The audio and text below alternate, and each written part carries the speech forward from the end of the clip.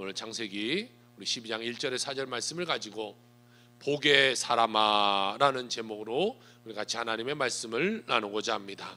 우리는 이 땅에 살면서 다 건강하고 다 행복하기를 바라면서 인생을 살아가게 돼요. 요즘 유행어가 하나가 있다고 해요. 이런 유행을 여러분 보셨는지 모르겠어요. 9988-1234. 혹시 이 뜻을 아세요? 99세까지 팔팔하게 살다가 1, 2, 3일 아프고 죽자, 이런 말이 돼요. 한 번뿐인 인생, 누가 아프고 싶고 누가 문제 가운데 살고 싶고 누가 불행하게 살고 싶겠습니까? 그런데 그러면 어떻게 해야 우리가 행복한 삶을 살 수 있는가? 그것은 딱 한 가지밖에 없어요. 예수 그리스도 안에서 하나님을 잘 섬겨야 우리 삶 가운데 행복의 삶이 오게 된다라는 것이, 우리는 창조의 목적대로 인생을 살아가야 돼요. 하나님이 우리를 왜 창조하셨냐? 하나님께 예배하라 라고 우리를 창조했어요. 그러면 그 창조의 목적대로 하나님을 예배하고 하나님을 찬양하고 하나님을 높이는 삶을 살아가는 자가 될 때에 하나님이 그 삶 가운데 축복을 더하여 주시게 되는 것입니다. 우리는 오늘 예수님을 믿고 이 자리에 나와 앉아 있다라는 것은 복받은 사람이다라는 것이, 우리는 그러니까 행복한 사람이 된 것이, 아직도 하나님을 모르고 사는 사람들이요, 이 세상에는 얼마나 많습니까? 그들은 하나님을 모르고 살기 때문에 불행한 인생을 살아가게 되는 것이, 그리고 불행한 인생 살다가 죽음을 맞이하게 되고 그 죽음 뒤에는 지옥이 기다리고 있게 되는 것이죠. 그들은 절망 가운데서 방황하며 인생을 살다가 그냥 그렇게 끝나버리기 때문에 불행한 인생, 불쌍한 인생이 되는 거예요. 그러면 그런 사람들은 행복을 찾기 위해서 어떡합니까? 세상에서 무언가를 막 찾으려고 노력해요. 그러다 보니 알코올 중독에 빠지고 마약 중독에 빠지고 도박 중독에 빠져서 끝끝내 인생을 망치며 살아간 사람들이 너무 많다는 거예요. 우리의 삶은 하나님께 나아가면 축복이지만 세상 가운데 머무르며 살면요, 그의 인생은 각종 문제, 어려움, 아픔, 이런 것이 계속해서 찾아 들어올 수밖에 없는 것이 우리의 삶이라는 것이. 그러니 하나님을 떠난 삶은요, 고통의 삶을 살아갈 수밖에 없게 되는 것이, 믿음의 조상 아브라함이 우상 숭배로 뒤덮인 이 갈대아 우르에 살 때에는 그의 삶은요 그저 절망 자체였어요. 그런데 그가 하나님의 음성을 듣고 이 절망의 땅이었던 갈대아 우르를 떠나 하나님이 예비하는 곳으로 갈 때에 그는 복의 사람이 되게 된 것이죠. 아브라함이 복의 근원이 된 것은요, 하나님의 음성을 듣고 결단하고 떠났기 때문이에요. 그렇기 때문에 그는 복의 사람이 되게 된 것이에요. 이 시간 하나님만을 알고 예배의 자리에 있어서만은 되어서는 안 되는 거예요. 우리가 하나님 알아요. 하나님 알았네. 예수 믿어요. 그리고 이 자리에 나와서 우리가 몸만 앉아 있어서 되는 것이 아니다라는 것이, 하나님이 내 삶의 복의 근원이다, 내가 고백하는 마음을 가지고 확신의 마음을 가지고 그것을 부여잡고 결단하게 될 때에 하나님이 여러분 삶 가운데 놀라운 축복으로 임하게 될 줄 믿으시길 주 이름으로 축원합니다. 오늘 성경 우리에게 첫 번째로 말씀하고 있기를 옛 모습을 떠나라 이렇게 말씀하고 있습니다.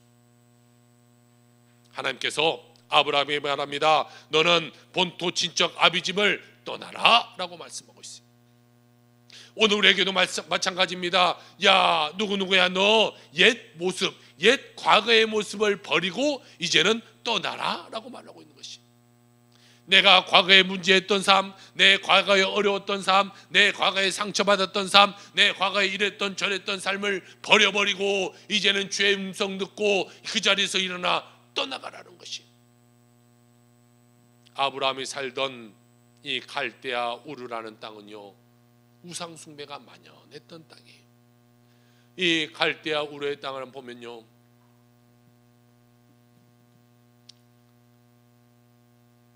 자, 이 맨 오른쪽에 있는 것이 이 우르라는 곳이, 이 우르라는 곳이 살았어요. 그곳에서 그가 출발하게 되어서 하란을 거쳐서 가나안 땅으로 가게 되죠. 창세기 12장 1절에는 이렇게 말하고 있습니다. 여호와께서 아브라함에게 이르시되 너는 너의 고향과 친척과 아비집을 떠나 내가 내게 보여줄 땅으로 가라. 그렇게 명령했을 때에 아까 그 갈대아 우르를 떠나서 그가 하란으로 출발하기 시작합니다. 이 갈대아 우르라는 곳은요, 수메르인이 살던 곳이, 그래서 그들이 섬겼던 신은 난나 신이라는 신을 섬겼어요.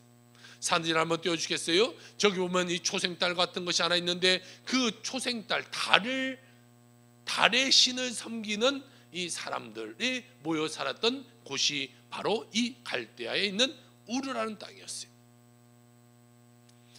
그러니까 이곳은요 아주 우상에 숭배해졌어요. 다음 사진을 보시겠어요? 그곳에 보니까 저 뒤쪽에 건물이 보이는지 모르겠어요. 이곳이 달의 신을 섬겼던 지구라트라는 곳인데, 그러니까 그를 예배하는 그런 곳이, 이 땅이 지금 현재 우르라는 그런 땅인데 이곳에서 삶을 살았던 것이죠. 그런데 이곳은 다 우상 숭배 지역이었어요. 창세기 11장에 나오는, 우리가 바벨탑 사건을 잘 알죠. 그것은 시날 평지에서 그가 바벨탑을 쌓았다고 말하고 있어요. 그 시날 평지가 있었던 곳이 바로 이 땅이 되게 되는 것이죠. 그러니까 얼마나 우상으로 가득했겠어요. 현재까지도요, 여러분 이슬람권의 그 국가들의 국기를 보면요 달의 모양이 굉장히 많아요. 저희 한번 보세요. 초승달 모양이 굉장히 많죠. 이것이 바로 아브라함 때 수메르인이 섬겼던 그 우상 숭배의 모습이 계속해서 전달되어서 지금도 저 나라들의 국기에는 저런 초생달이 그려지게 되게 된 것이에요. 그러다 보니까 이곳에서 살아가고 있던 이 아브라함의 가족은 당연히 우상 숭배하면서 인생을 살아가게 됐어요. 아브라함의 아버지 데라가 이곳에 살면서요 우상을 섬기고 우상을 깎아 만들고 뭐 이런 삶을 살았어요. 여호수아서 24장 2절에 보니까 여호수아가 모든 백성에게 이르되 이스라엘의 하나님 여호와께서 이같이 말씀하기를 옛적에 너희의 조상들 곧 아브라함의 아버지 나홀의 아버지 데라가 강 저쪽에 거주하여 다른 신을 섬겼으나, 이렇게 말씀하고 있습니다. 자, 이 데라는요 셈의 후손인데, 셈함 야벳, 그곳의 셈의 후손인데, 그곳에 살다가 자연스럽게 그 주의 사람들이 우상을 섬기니까, 우상 섬기는 곳에 들어가니까 당연히 자기도 우상 섬기는 삶을 살아가게 되는 것이. 그런데 하나님의 사람이, 하나님을 믿는 자가 우상 숭배에 빠져 삶을 살면 하나님이 가만히 있겠냐는 거죠. 여러분의 사랑하는 자녀가 잘못된 길로 가면 여러분이 가만히 두겠냐는 거죠. 나무라서 안 되면 그에게 벌을 주고 그 상응한 대가를 줄 것이. 마찬가지예요. 하나님의 사람도 하나님의 사람이면 하나님의 사람답게 하나님을 섬기고 살아가야 되는데, 그 지금 이곳 땅 가운데 들어가서 우상을 숭배하고 삶을 살고 있으니까 하나님이 그를 가만 내두지 않았어요. 그곳에서 아들 하나를 데려가십니다. 아들이 이렇게 갑자기 떠나가니까 충격을 받았어요. 아, 내가 인생을 잘못 살고 있구나, 내가 뭔가 문제가 있구나. 돌아보니까 내가 우상 숭배의 땅에 살고 있으면서 우상을 지금 숭배하고 있는 것이. 그래서 그가 충격을 받았어요. 그것을 떠나기 시작합니다.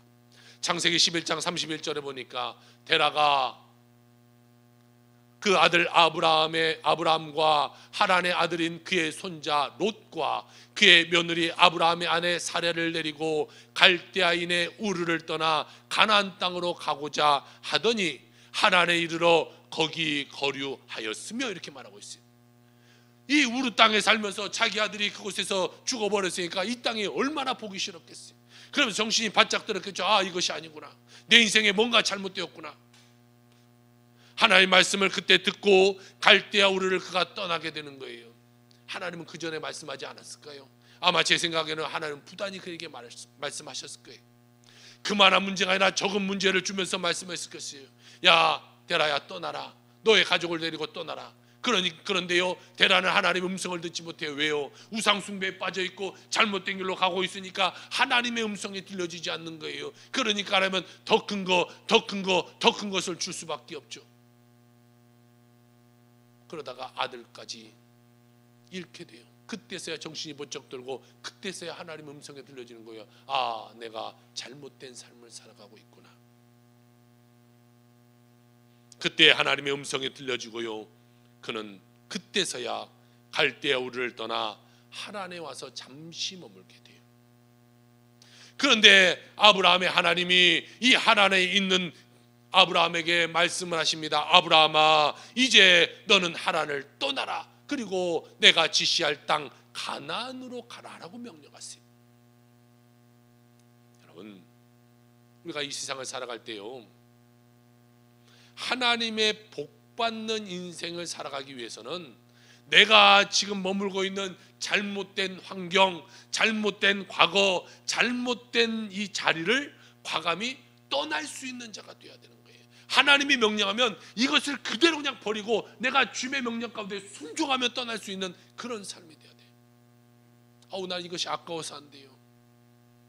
난 이것을 버릴 수 없어요. 이게 내 삶의 최고인데요, 붙잡고 있어봐야 그것은 반드시 하나님 안에서 잃어버릴 수밖에 없는 거예요. 하나님 그거 도로 찾아가시는 거예요. 그렇게 해서라도 여러분을 깨닫게 만들고 여러분의 하나의 음성 들리게 만들고, 그렇게 해서 그 잘못된 자리를 떠나도록 만들게 만드는 거죠. 그런데 여러분, 그러면 이왕이면 우리가 조그만 문제를 줬을 때에 우리가 빨리 깨닫고 하나님의 말씀 가운데 순종하며 나가는 것이 필요해요. 꼭 여러분, 큰 문제까지 다가와야 여러분 깨닫겠습니까? 부모가 자녀가 잘못된 거, 너 이놈 너 똑바로 해, 너 잘못된 거야, 이러고 말하면 빨리 깨닫고 우리가 그 문제를 없애야 돼요. 그런데 아이가 똑같은 방법, 잘못을 또 저지르고 또 저지르고 또 저지르면 어떡하겠어요? 참는데도 한계가 있는 거예요. 말로 해서 안 되면요, 어쩔 수 없죠. 훈계해야죠. 그 아이 그대로 놔둬봤자 세상 가운데 나쁜 아이가 될 것이고, 그래봤자 세상의 범죄자 될 것이고, 그러면 나중에 커서 감옥 가겠습니까? 그러니까 잘못했을 때 처음부터 딱 잡아야 되는 거예요. 하나님도 마찬가지예요. 여러분에게 조그만 문제가 일어날 때 빨리 깨닫고 하나님의 전으로 나오는 여러분의 삶이 다 되길 주 여러분 축복합니다. 내가 지금 있는 자리를 내어놓고 하나님께 나가는 여러분의 삶이 되길 주 여러분 축복합니다. 그럴 때에 모든 문제가 해결되고 하나님의 축복이 임하는 삶이 이루어지게 되게 되는 것이, 우리가 붙잡고 있는 것들이 뭡니까? 여러분의 삶을 한번 생각해 보세요. 나 이거 절대 놓지 못해요. 내가 예수 믿는데, 하나님을 섬기는데, 내가 저 열정적으로 하나님께 나아가는데 방해하는 그 무언가가 분명히 있을 거예요. 나는 이거는 놓지 못해요. 이건 떠날 수 없어요. 이것만은. 여러분, 우리가 섬기고 있는 우상이 무엇입니까? 많은 사람들은 이 물질의 우상 가운데 살아가요. 나는 물질만은 놓지 못한다. 이게 최고다. 물질의 노예가 되었어요. 그저 더 많이 내 것으로만 삼으려고 하고, 다른 사람이 잘못되든 말든 문제가 일어나든 말든 상관없이 그냥 수당마가 방법 가리지 않고 나만 위해서 살아가는 사람들이 있어요. 그런 사람들에게는 물질이 우상인 거예요. 우상. 물질 때문에 주님을 제대로 섬기지 못하고, 물질 때문에 내가 하나님께 나가는 것이 방해된다면 그것이 물질의 우상이에요. 여러분, 우리가 물질을 섬기며 살아가는 삶이 되었어야 되겠습니까? 물질을 누리며 살아가는 사람이 돼야지요. 물질에 눌려 살아가는 사람이 되어서는 안 돼요. 그렇게 다른 사람 피해주면 다른 사람 어렵게 만들면서 내 것만을 채우면 뭐합니까? 한순간에 다 사라져버리면 물거품 돼버릴 것을. 또한 우리가 권력을 섬기며 살아가는 사람이 되어서는 안 돼요. 여러분, 권력자들 한번 보세요. 그 한 자리에 유지하려고 다른 사람 힘들게 만들고 어렵게 만들고, 많은 사람이 죽어나가도 소용없어요. 나만 내 자리 지키면 되는 거고, 내가 더 높은 자리에 올라가면 되는 거예요. 또한 세상의 많은 우상들을 섬겨서는 안 되는 거예요. 세상의 쾌락의 우상을 따라갔다가 여러분 패가 망신하는 사람들이 얼마나 많아요. 여러분, 초창기에 다 그것을 끝내야 돼요. 이 정도면 괜찮겠지 뭐. 다른 사람도 그렇게 살아가니까 나도 그렇게 살지 뭐. 다른 사람도 뭐 주일날 일 있으면 그냥 일 보고 다니고, 놀러 갈 거 있으면 놀러 가고, 문제 있으면 그냥 문제 해결하러 다니고, 그러니까 나도 그냥 그렇게 적당히 살아가지 뭐. 여러분, 그렇게 삶을 살아가는 자가 되어서는 안 돼요. 요즘 여러분 뉴스를 보잖아요. 한 가수가 이 술 한잔하고 운전하고 사고 냈다가 완전히 나락으로 떨어져 버렸어요. 얼마나 잘 나갔던 그런 인생입니까? 정말 이 뭐 깡패 생활하다가 그것을 청산하고 정말 이 성악을 배우고 거기서 또 트로트를 해가지고 얼마나 많은 돈을 벌었을 것이며 얼마나 인기가 좋았겠어요. 제가 이렇게 계산해 보니까 한 번 공연하는데 그 수입이 40억 정도 들어요. 40억 하루 하는데. 그러니까 이번에 막 이거 하고 경찰 하면서도 끝까지 하는 거죠. 한 번. 그렇게 높은 위치에 올라갔어요. 많은 사람들이 확 박수갈채를 받고 살아요. 그런데 요거를 제대로 컨트롤하지 못하기 때문에 그러다가 운전하고 사고 내고 그러다가 문제돼서 감옥 갈 인생 되었어요. 오늘 뉴스 보니까 최소한 3년 정도는 살게 될 것이다라는 뉴스가 나오더라고요. 얼마나 여러분 불쌍하면 요거 한 잔을 못 끊는 거예요. 이거를 과거에도 그런 문제가 있으면 그것을 끊어버려야죠. 그랬으면 이런 문제가 나타나지 않을 거 아니에요. 여러분의 삶에도 마찬가지입니다. 내가 과거에 그런 것과 문제가 생겼으면 이제는 끊어버려야 되는데 요것 정도는 괜찮겠지 그러다 그 가운데 우리 인생이 망가져버리는 거예요. 여러분, 우리가 예수 이왕이 믿을 거 똑바로 예수 믿고요, 정말 하나님 섬기는 거 똑바로 섬겨서 이왕이면 축복받아 인생 살아가는 여러분의 모든 삶이 다 되시기를 주의 이름으로 축원합니다. 여러분, 우상 중에 가장 무서운 우상이 뭐냐면요, 나라는 우상이에요. 나. 모든 기준이 내 자신이에요. 그러다 보니까 내가 기쁘면 행복하고 내가 불쾌하면 그건 불행한 거예요. 누가 날 칭찬하면 저 사람 좀 괜찮은 사람이에요. 누가 날 욕하면 저 사람은 너무나 나쁜 사람이에요. 우리는 여러분 인생을 살면서요, 쓴소리도 좀 듣고 살 줄 알아야 돼요. 요즘 아이들 보세요. 부모가 하나 낳고 이렇게 겨우 뭐 이렇게 하나도 요즘 안 낳죠. 이번 상반기에 우리나라에 가장 적은 이 출산율이 나타났어요. 이제는 옆집 걸로 하나 정도밖에 안 돼. 0.7명이 떨어졌어요. 그 아이가 귀중한 아이다 보니까 다 오냐 다 좋아, 다 너 마음대로 잘못해서도 괜찮아. 다른 사람한테 피해줘도 괜찮아. 예전에는요, 내 자녀가 다른 사람에게 피해줄까, 내 자녀 단속하고 혼내고 뭐라고 그랬어요. 그런데 요즘은요, 식당 가서 떠들든 뛰어놀든 다른 사람에게 뭐 방해를 주든 뭐 어쩌든 아무 상관하죠. 괜찮아. 야야, 너 하고 싶은 거 다 해. 그러니까 아이가 어떻게 돼요? 네 가지가 없어져요. 그러니까 마음대로 살아요. 자기 마음대로. 자기가 다 맞는지 알아요. 그러다 보니까 컸어도 그대로 크다 보니까 다른 사람이 어떻게 되든 말든 상관없어. 내가 좋으면 좋은 거예요. 그러다 보니까 누가 쓴소리예요? 쓴소리 듣기 싫어요. 여러분, 교회에서도 마찬가지 아니에요? 예전 목사님들 보세요. 70년대 80년대 목사님 막 소리치면서 막 호통하면서 혼내요. 똑바로 살으라고. 오래전에는 조영규 목사님의 이 장모님인 최자신 목사님도 보세요. 누군가 똑바로 하지 못하면 아주 불이 나게 혼을 내요. 그리고 당신 일주일 금식에, 당신 한 달 금식에 막 그래요. 그러면 사람들 그게 순종하면서 또 그것을 하면서 그것을 끊어내고 잘못된 것을 버리고 그렇게 살았어요. 그런데 지금 그렇게 해요. 조금이라도 쓴소리 나가면 내가 교회 와서 그런 소리 들으려고 내가 교회 오냐? 왜 나에게 이런 말 하냐 저런 말 하냐?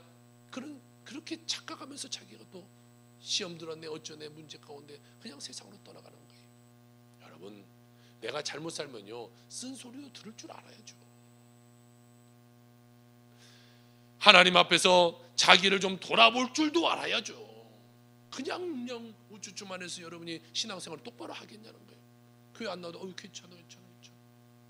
뭐 있다가 세상적으로 뭐 있으니까 오늘 빠져요. 괜찮아. 무슨 신앙생활이 잘 되겠어? 나라고 하는 이 우상에 갇혀 있으니까요, 그냥 자기만을 위해 주기만을 사람들은 바라면서 인생을 살아가는 거예요. 여러분, 성숙한 신앙인의 모습은요, 자기 자신을 바라볼 수 있어야 돼요. 그리고 예수님 앞에서 예수님, 나는 날마다 죽습니다. 나는 죽습니다. 나는 아무것도 아닙니다. 하나님 나의 모든 것 되십니다. 고백할 때에 하나님이 그 인생을 기뻐 받으시고 그에게 축복의 삶을 더하여 주시게 되게 되는 것이에요. 그래서 우리는 이와 같은 나의 잘못의 모습의 문제의 자리에서 우리는 과감히 떠날 수 있어야 돼요. 내 중심으로 살았던 이 과거의 문제의 삶 속에서 떠날 수 있어야 돼요. 내가 편하니까 좋고, 내가 좋으니까 좋고, 내 좋을 대로 행동하는 것, 여러분 그렇게 살아서는 안 돼요. 그 자리에서 떠나야 돼요. 이제 우리가 하나님이 주시는 이 또 삶을 살아갈 때에 우리는 이제까지 잘못 살았다면 우리가 변하여서 다시금 하나님의 뜻 가운데 하나님께 순종하며 살아가는 자가 되어야 돼요. 나를 외치는 것이 아니라 주님을 외치며 살아가는 자가 되어야 되는 것이에요. 나를 둘러싸고 있는 모든 상을 다 버려버리고 다 떠나서 하나님의 은혜의 자리로 나가는 여러분의 삶이 다 되시길 주의 이름으로 축복합니다. 그래야 여러분에게 일어나고 있는 그 문제와 걱정과 근심과 아픔 가운데 여러분이 해방의 복이 임하게 되는 것이, 여러분의 그런 문제가 왔는데도 깨닫지 못하고 똑바로 인생 살지 못하면 하나님은 더 큰 거 줄 수밖에 없어요. 자녀가 잘못되고 있는데 누가, 어느 부모가 그냥 오냐오냐고 있는 부모가 어디 있겠어요. 두 번째로 성경은 말씀하고 있기를 내게 보여줄 땅으로 가라 이렇게 말씀하고 있어요. 첫 번째는 뭐예요? 네 자리를 떠나라라고 말했어요. 이제는 떠나는데 어디로 떠나냐? 내가 보여줄 땅으로 떠나라는 것이, 오늘 12장 1절을 다시 봅시다. 여호와께서 아브라함에게 이르시되 너는 너의 고향과 친척과 아버지 집을 떠나 내가 내게 보여줄 땅으로 가라라고 말씀하고 있어요. 그런데 히브리서 11장 8절에 보니까요, 거기서 말씀하고 있기를 하나님이 이렇게 보여줄 땅으로 가라라고 명령할 때에 아브라함은 갈 바를 알지 못하고 떠났다 이렇게 말하고 있어요. 그는 어디로 갈지를 몰라요. 하나님이 가라고 했을 때 하나님이 그곳이 어느 곳입니까? 이곳보다 좋은 곳입니까? 그것은 옥토입니까? 내가 돈을 많이 벌 수 있는 곳입니까? 그것이 내가 어떤 곳입니까? 뭐 이런 것을 물어보지 않았어요. 하나님이 가라라고 하니까 예 하고 알지 못하지만 출발하는 거예요. 여러분 이것이 믿음이에요. 하나님의 명령에 그냥 순종하는 것, 이것이 믿음이에요. 아니 하나님, 내가 이것이 내가 삶을 살아가는데 이보다 좋아야 가지 않겠습니까? 이보다 나아야 가지 않겠습니다. 그게 따지는 것이 신앙생활이 아니에요. 그냥 순종하는 거예요. 내 삶을 돌아보는 것이 아니라, 내 과거의 문제를 보러본 것이 아니라 그냥 순종하고 나아가는 것, 이것이 믿음인 것이에요. 아브라함은 하나님의 부르심이요 조건 따지지 않았어요. 하나님, 내가 좀 생각해보고 내가 좀 결정할게요. 아니, 생각해보지 않았어요. 이삭을 바칠 때도 마찬가지 아닙니까? 네 아들 독자 이삭을 내게 바쳐라. 그 새벽에요 일찍 일어나 안장에, 소연하게 안장에 짐을 싣고 모리아산으로 출발한 거예요. 하나님, 나에게 생각할 시간 주세요. 나에게 좀 생각을 정리할 시간 주세요. 이런 거 하지 않는다는 거죠. 그저 말씀에 순종하여 갈 바를 알지 못하고 나아가는 삶이 우리에게 필요하다라는 것이, 주님이 가라라고 말하니까 그냥 떠나는 거예요. 여러분, 여러분의 아픔의 자리에서, 여러분의 문제의 자리에서 왜 여러분이 주님의 명령을 받고도 아직도 떠나지 못하고 있습니까? 주님은 여러분에게 가라고 말하는데 왜 그 명령에 아직도 주님 나 좀 생각해 볼게요, 내가 좀 더 나은 삶이 있는가, 내가 좀 고민해 볼게요, 왜 이러면서 떠나지 못하고 있습니까? 그러니까 여러분 계속 문제가 있는 거예요. 계속 아픔이 있는 거예요. 여러분 보세요. 신앙생활 똑바로 하지 못한 사람 보세요. 계속 문제가 생겨요. 계속. 우리 교인 중에도 하나 있어요. 교회 안 나오지만 이거 볼지는 모르겠어요.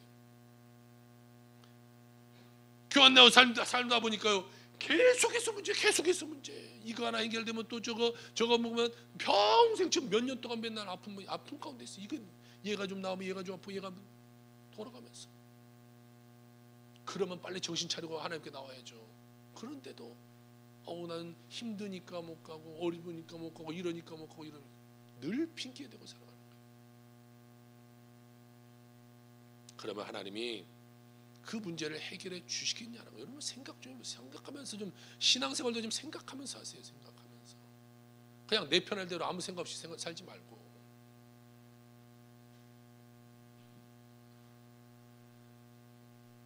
이 시간 주님의 명령을 듣고 여러분 일어나 나가는 주의 백성의 삶이 되길 주 여러분 축복합니다. 약속의 말씀 붙잡고 여러분 아브라함처럼 좀 믿음으로 전진해 나가는 여러분의 삶이 되길 주 여러분 축복합니다. 하나님 주실 축복을 위해 우리가 좀 최선을 다해서 살아가는 그런 삶이 되어야 되는 것이, 하나님이 가라면 내가 좀 출발해서 가는 삶이 되어야죠. 그러면 하나님이 그 다음에는 책임져 주실 텐데 가지도 않으면서 이러면 어떡해요, 저러면 어떡해요, 이러면 어떡해요, 늘 핑계만 대고 있는데 무슨 일이 잘 되겠냐는 거죠. 여러분 사업하는 사람도 한번 보세요. 사업을 성공시키기 위해서는요, 사업에 정말 최선을 다해야 성공해요. 요즘 자영업 하는 분들 한번 보세요. 얼마나 힘든 시대예요. 코로나 이후로도 많은 사람들이 힘들어하고 있어요. 그런데 다른 사람보다 잘 되려면 어떻게 해야 돼요? 더 노력해야 돼요. 더 노력해.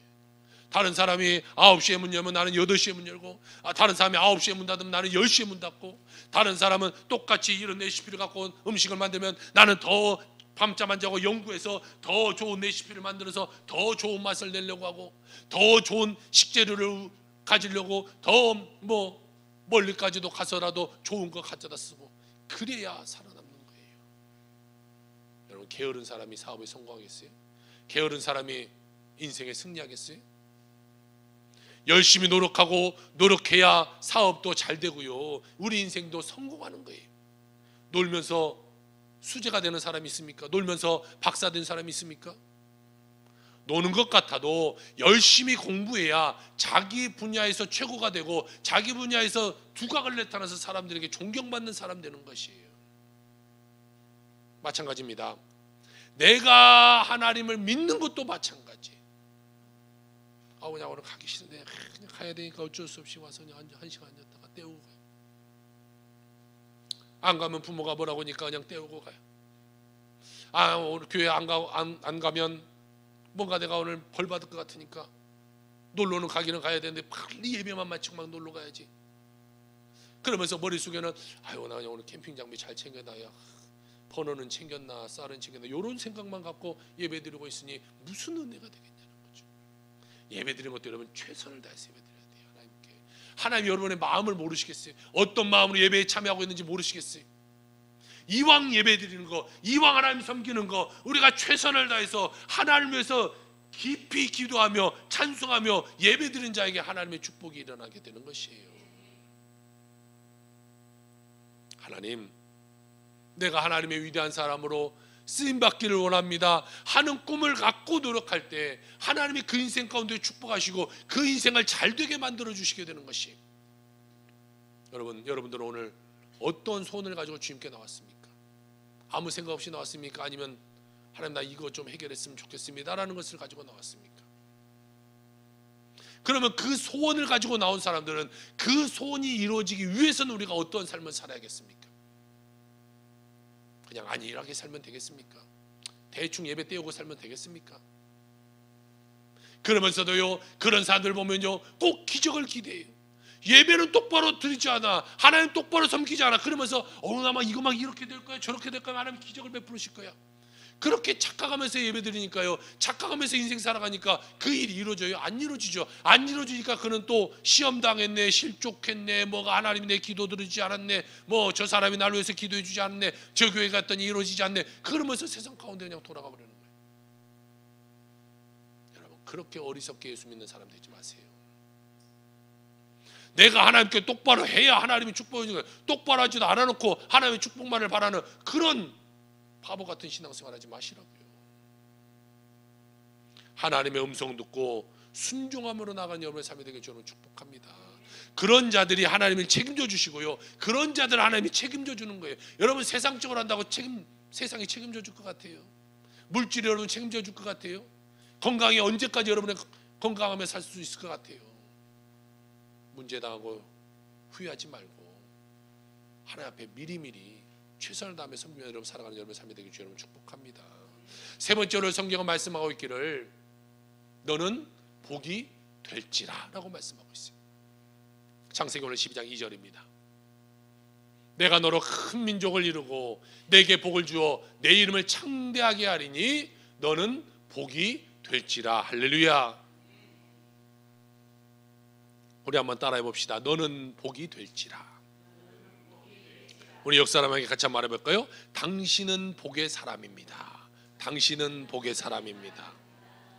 오늘 이 본문에 보니까요, 4가지의 축복이 나와요. 첫 번째, 너로 큰 민족을 이루겠다라는 거예요. 두 번째, 내게 복을 주겠다라는 거예요. 세 번째, 내 이름을 창대하게 하겠다라는 거예요. 네 번째, 너는 복이 되리라. 할렐루야. 이 4가지의 축복을 오늘 우리에게 주시고 계시는 것입니다.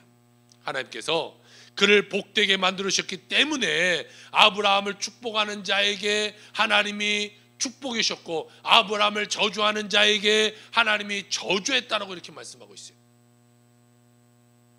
여러분, 우리는 다 복받은 사람이잖아요. 다 예수 믿고 복받은 사람이에요. 그러니까 우리의 복받은 사람이기 때문에 누군가 나를 칭찬하면 하나님이 그 사람을 축복할 것이고, 누군가 나를 험담하고 너 나에게 어렵게 만들면, 저주하면 하나님이 그 사람 가운데에 심판을 받게 만들어 주게 된다는 거예요. 그러므로 여러분, 우리는요, 교회 안에서도요, 서로 칭찬하는 사람이 돼야 돼요. 왜? 저 사람도 하나님의 자녀잖아요. 저 사람도 복의 사람이잖아요. 그런데 그 사람을 험담하고 그 사람을 저주하면요, 하나님이 나를 어떻게 하게 하시겠어요? 나에게 저주가 나오는 거, 심판하는 거예요. 그런데 내가 저 사람을 칭찬해요? 그러면 하나님이 칭찬해 주신다고 하잖아요. 그러니까 우리는요, 서로 칭찬하는 자, 아유 김 집사 아유 저 이권사 저래서 저 이러지 말고 이왕이면 칭찬하면서, 그래야 하나님이 칭찬이 내게 다가오는 거예요. 마찬가지예요. 목사인 저를 위해서 여러분도 칭찬해 주는 여러분들에게 저는 부탁을 드립니다. 아유 뭐 키만 멀 때가 컸지 뭐 저거 이렇게 하지 말고 이왕이면 칭찬해 주고, 저도 여러분을 위해서 기도하고 여러분을 위해서 최선을 다하고, 그럴 때 우리가 다 복받아서 잘 되는 역사 일어나게 되는 거 아니겠냐는 거죠. 갈라디아서 3장 14절에 말하니까요, 이는 그리스도 예수 안에서 아브라함의 복이 이방인에게 미치게 하고 또 우리로 하여금 믿음으로 말미암아 성령의 약속을 받게 하려 함이라 라고 말씀하고 있어요. 그럼 많은 사람들이 우리를 통하여 복을 받게 된다는 거예요. 그러니까 믿지 않는 집안에요, 예수 믿는 내가 들어가면 그 집안이 다 복받게 되게 되는 것이에요. 예수 믿지 않는 사람이 많은 회사에 예수 믿는 내가 들어가서 그 회사에 가서 복을 전하면 그 회사가 복받는 회사가 되게 되는 것이고, 우리 학생들이 있지만 예수 믿지 않는 그 아이들이 많은 곳에 예수 믿는 내가 들어가서 복음을 전하면 그 학교가 복음의 학교가 되게 되는 거예요. 여러분, 정말 이 아이들이 이 시대는 정말 큰일 났어요. 요즘 이 아이들의 복음화율이 엄청나게 낮아요. 교회 다니는 아이들이 거의 없어요. 요즘 애들은 정말 이 아이들 하나하나가요, 각 교회에 나는 선교사다라는 마음으로 아이들에게 이 복음을 전해야죠. 그래야 나중에 우리나라 대한민국의 미래가 있죠. 앞으로 한 30-40년 지나보세요. 이대로 갔다가는요, 미국처럼 교회들이 다 나이트클럽으로 바뀌고 다 이단으로 넘어가고 그런 문제 가운데 생길 수밖에 없는 거예요. 믿는 내가 들어가서 그것을 변화시켜내는 자가 되어야 되는 것이죠. 그러므로 더 이상 죄의 노예가 되어서 저주받는 인생 살지 말고 복받은 인생다운 삶을 살아가는 여러분의 삶이 되시기를 주의 이름으로 축복합니다. 하나님을 믿는 사람과 하나님은 함께하는 거예요. 그런 자에게 축복해 주시게 되는 거예요. 여러분 모두가 하나님께 충성하고 하나님의 말씀에 순종함으로 말미암아 하나님의 축복받아 살아가는 여러분의 삶이 되시기를 주의 이름으로 축원합니다. 이 이지선 교수라는 분을 여러분 잘 알 거예요. 이 이지선 교수가 책을 하나 냈는데 꽤 괜찮은 해피엔딩이라는 책이에요. 그녀는 23살 대학교 4학년 때입니다. 오빠와 함께 오빠 차를, 자그마한 차를 타고 집으로 가고 있는 중이었어요. 그런데 이 술에 만취한 이 음주운전자가 사고를 하나 내고 도망가다가 7중 추돌 사고를 내버렸어요. 그때에 이 이지선 자매가 차고 있는 차가 부닥쳤고, 그래서 불이 나서요, 그 속에서 새카맣게 타버렸어요. 꺼내서 보니까요, 온몸이 다 탔는데 55%가 3도 중화상이에요. 그때 사진 한번 띄워주시겠어요? 그 사람 보입니까? 숨만 쉬게 만들어, 숨만 쉬게, 입 그만 내놨어. 3도 화상이라는 것은요, 표피 그리고 이 전피 전체, 더 나아가서 피하 지방층까지 다 손상되고요, 또 나아가서는 신경까지도 손상될 수 있는 거예요. 그러니까 이것은 자연 치유가 안 돼요. 그러다 보니까 어디 다른 이 멀쩡한 살을 뜯어다가 막 이 펴서 피부 이식을 해야 겨우 될 수 있는 그런 상황 가운데가 있는 거예요. 중환자실에서요 있다가 처음으로 정신을 차리고 자기 모습을 봐요. 아까 그런 모습을 보지 않았겠어요? 딱 생각이 드는 것이, 나 여기서 끝났다, 아니 여기서 끝나버렸으면 좋겠다라는 생각이 들었어요. 그러면서 원망 섞인 불평이 터져 나오기 시작했어요. 하나님, 나 어떡하시려고 이렇게 만들어놨어요? 자기 모습을 보니까 너무나 흉측하잖아요. 23살 꽃다운 여자 나이에 그렇게 됐으니 얼마나 힘들겠어요. 하나님, 왜 이런 삶을 허락해 놨습니까? 지금 하나님께 따지고 묻고 울고 불구하지 않았겠어요?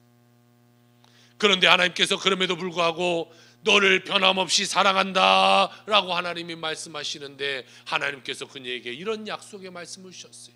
사랑하는 딸아, 여기가 끝이 아니다. 너를 세상 가운데 반드시 세울 것이고, 너를 병들고 약하고 희망 없는 사람들에게 너가 희망의 메시지가 되게 할 것이다. 그 후로요 40번이 넘는 이 피부 이식 수술을 계속해서 받아요. 얼마나 고통스럽겠어요. 여러분 생각해 보세요. 조그만 상처만 나도 이것이 아물 때 얼마나 아프고 힘들어요. 그런데 온몸에 55도 3도 화상을 입었는데 그것을 살을 갖다가 뜯어다가 붙이고 뜯어다 붙이고를 40번을 반복하는 수술을 하는데, 그것이 좀 나을마서 땡기면 아프면 좀 붙을만 또 다음 또 한 번 또 한 번. 말이 40번 수술이죠. 여러분 한 번만 수술하려고도 얼마나 여러분 두려워요. 얼마나 아프고 힘든지, 몸도 아프지만 마음도 너무나 괴로워요. 너무나 힘들어요. 사고 나기 전 이지선 자매 사진 한번 띄워줘 보세요. 이렇게 참으로 예쁘고 공부도 잘했어요. 이화여대 다녔어요. 공부도 잘했고 성실했던 그녀인데 지금의 사진 봐주시겠어요? 40번의 수술을 하고 나서 이제 이렇게 돼요.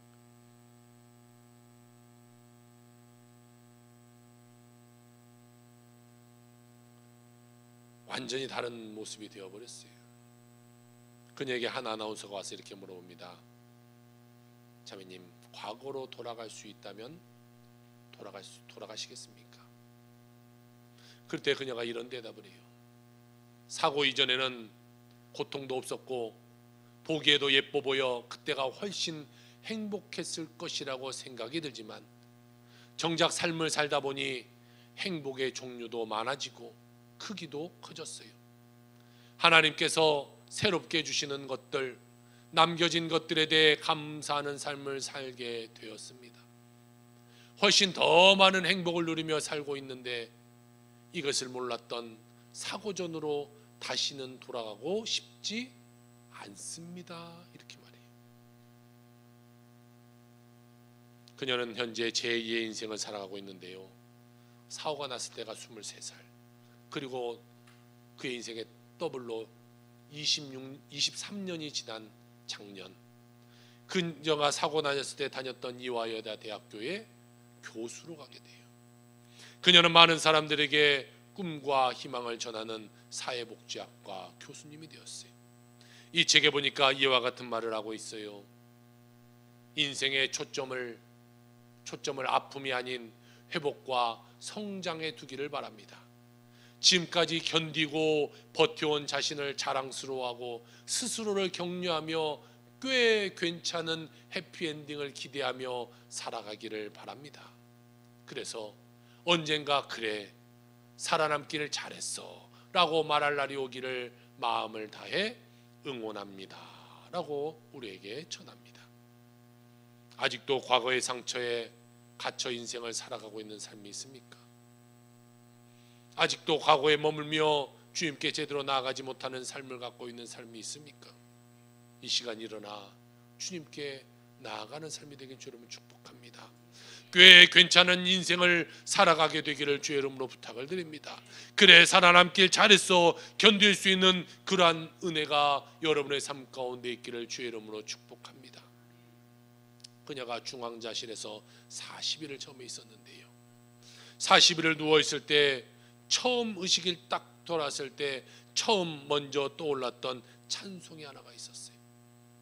하영주 목사님 동생 하스데반 선교사님이 지은 하나님께로 더 가까이라는 찬송이, 가사를 보니까 하나님께로 더 가까이 갑니다, 고통 가운데 계신 주님이라는 표현을 하고 있어요.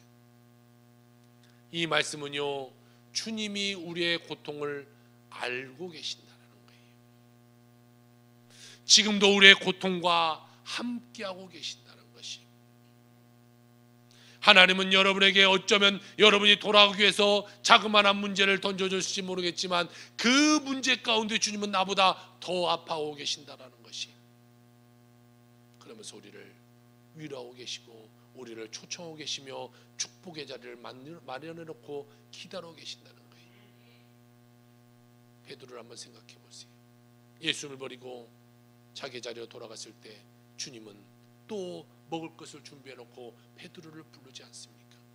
하나님 우리를 부를 때는요, 늘 이 식탁의 자리로 부르는 거예요. 축복의 자리로 부르게 되는 것입니다. 여러분 인생은요, 값진 인생이에요. 그냥 세상 가운데 세상이 흘러가는 대로 살아가는 여러분 되지 않기를 주 여러분 부탁을 드립니다. 하나님 안에서 복된 인생, 의미 있는 인생으로 살아가는 여러분의 모든 삶이 다 되시기를 주의 이름으로 축원합니다. 아멘. 기도합시다.